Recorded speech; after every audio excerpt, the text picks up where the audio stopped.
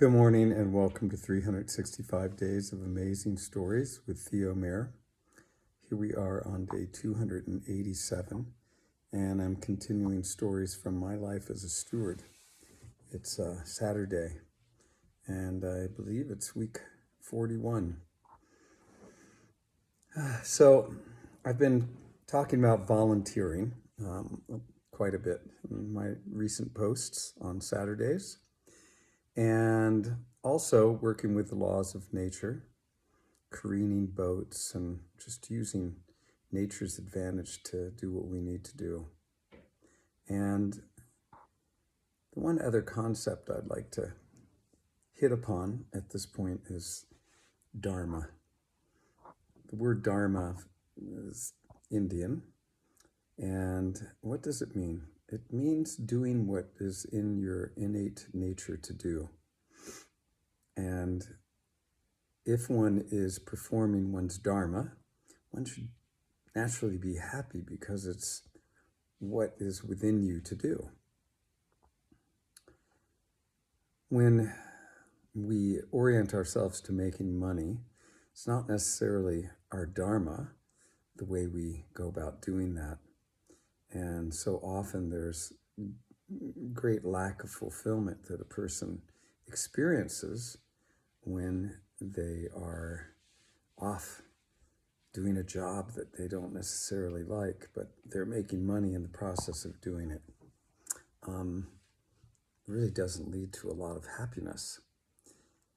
I think in an earlier session, I talked about the one question that would be really important to ask young people as they're in their teenage years, and to ask it repeatedly, which is the question of how do you wish to joyously contribute? Now, I have always found that I find the most peace and joy when I'm giving something of myself, when I'm sharing and helping others out in the process. That's really where my greatest joy comes, when I'm in service.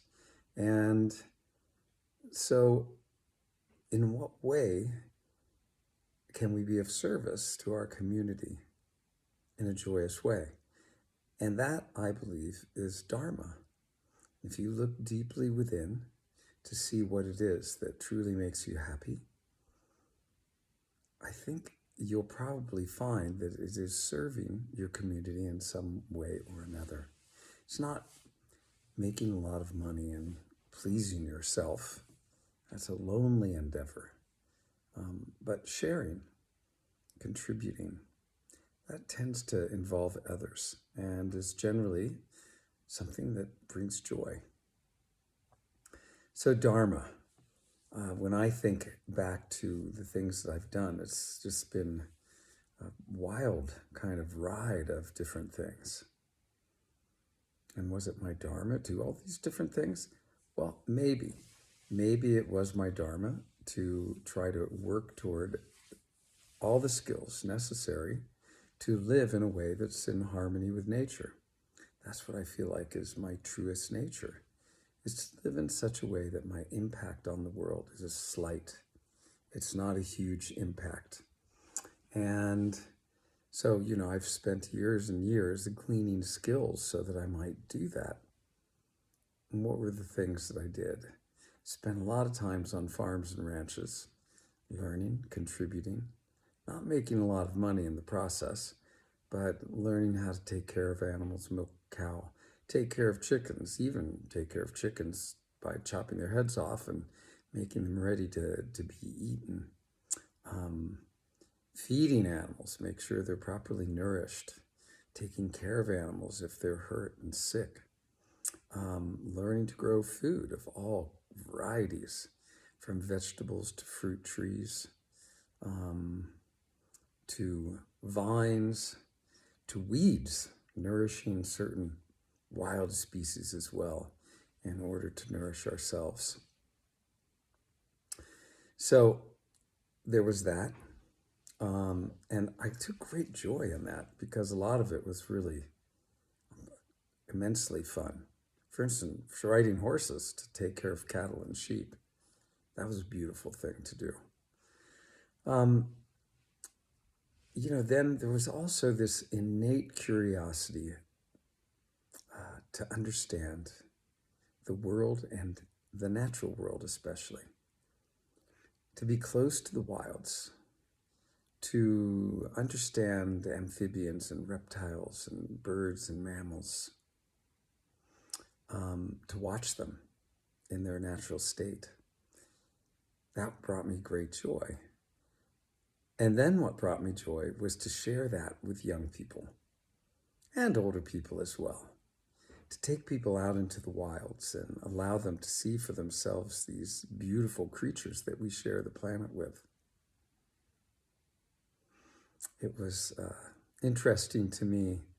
I was a raft guide for many years for Morgan's canoe livery on the Little Miami River in where was it? I think it was Loveland, Ohio, I think is what its address was. But outside of Cincinnati, Ohio. I was Morrow, Ohio, Morrow, close to Loveland. And I took the school groups down. I was the educational raft guide. And I remember one group that we were taking down the river. It was a high school group from the inner city of Cincinnati. And I was to do a stream quality monitoring or analysis with them. And we did this through a number of different measures. Oxygen content, clarity of the water, seining for fish, and looking for invertebrates. Are there clams? Clams tend to be in fresh water. Certain other species that are in a stream let you know that the water isn't that clean. And so part of the way you do this is you flip rocks over and look at the things that are underneath the rocks or hanging on to the underside of a rock. I remember these two young women flipped over their first rock, picked it up, they held it, and they saw these small little things that were crawling over the surface of the bottom of the rock. They're holding it 2 or 3 feet, above the water. And when they see these things, they start screaming, drop the rock, and tiptoe out of the water as if the water is going to now hurt them. And it was a kind of an unfortunate moment for me, because I realized here are these beautiful young people, and they're afraid of the natural world. They have no real relationship to it, except one of fear, a relationship of avoiding it. And of course, I went over and spoke with these two young women and, brought them another rock to look at while I held it. And as best I could, brought them into a place where they could enjoy nature instead of be afraid of it.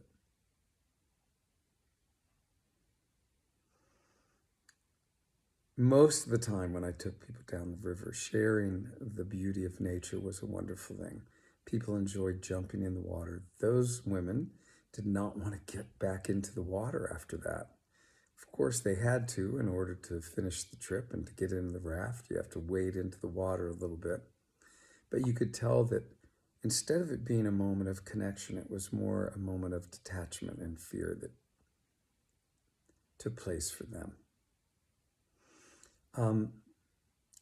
But I did have a lot of wonderful trips taking young people into the out of doors. In fact, I started my own business taking young people on adventures in the out of doors during the summer, doing nature observation skills with them, camouflaging skills, tracking, and some of the primitive arts like fire making and shelter building, finding fresh water, in an environment when there really isn't any. So all those things were very enjoyable to do. What else did I do? I spent a lot of time with horses, and still have a couple. Find them to be amazing creatures to have around, amazing creatures to ride. And you have to wonder, what is it that makes them so cooperative with us human beings? And I live with that wonder to this very day. One could say the same thing about dogs. Why are they so devoted to us as human beings? And why do they seem to care about us in such a selfless way?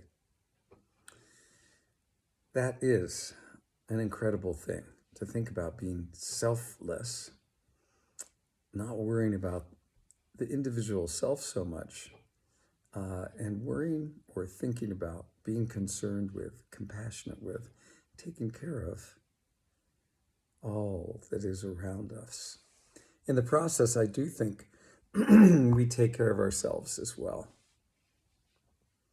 And this is something I strove for as well. And I believe I did this, it really came to fruition when I learned to do transcendental meditation and started meditating every day. There was this somewhat selfless quality that began to come out more and more. This desire to help, the wholeness, to serve everyone, to be kind, to be loving. This is, I believe, our innate nature. And when you're contacting that source of all that lies deep within, then naturally, I think this begins to come out more and more. You begin to be more gracious, more generous, more compassionate, all these things at the same time.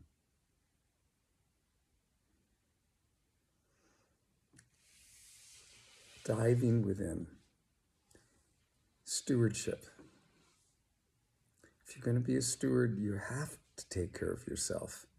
And it seems to me there is no better way than diving deeply within. When you do dive deeply within, I think you come to more mental clarity, more peaceful state within. And you also, if necessary, find yourself falling asleep because you've discovered that within your physiology is fatigue and the need to alleviate that fatigue through deep rest. Meditation, I think, brings you into a state of deep rest and allows you, if you are tired, allows your physiology to take the rest that it needs to rejuvenate.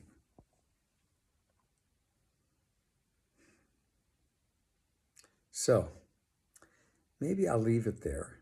There are many, many different types of meditations. And I have found transcendental meditation especially effective.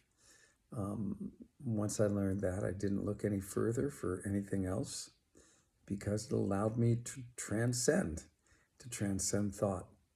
However, any meditation is better than none at all. The thing to compare, though, is, does your meditation take effort? Because if it does, it won't have the same results as will a meditation technique that doesn't require effort. So, there you have it. Hope you've enjoyed our little talk today. Hope you'll join again tomorrow, where I'll be continuing the story from 1001 Arabian Nights of Nur al-Din Ali ibn Qurqa and the slave girl, Anis al-Jalis. Okay, have a good rest of your day.